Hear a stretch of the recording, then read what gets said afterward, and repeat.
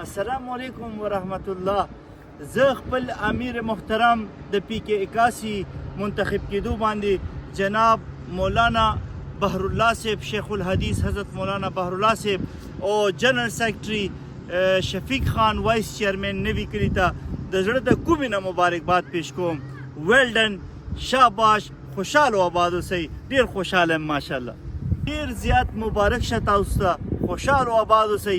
ټول پی کې 81 ته زه د خپل طرف نه ډېر مبارکباد پیش کوم. السلام علیکم ورحمت الله. وای میوې د ازادۍ هغه ځوانان خوړلی شي په خپله د خپل باغ نه چې زاغان شړلی شي. مالیار چې شو کوي د غوټۍ د ګلو مالیار نه دی. مالیار چې شو کوي غوټۍ د ګلو مالیار نه دی. په ګل چې وي غمجن هغه مالیار ګڼلی شي.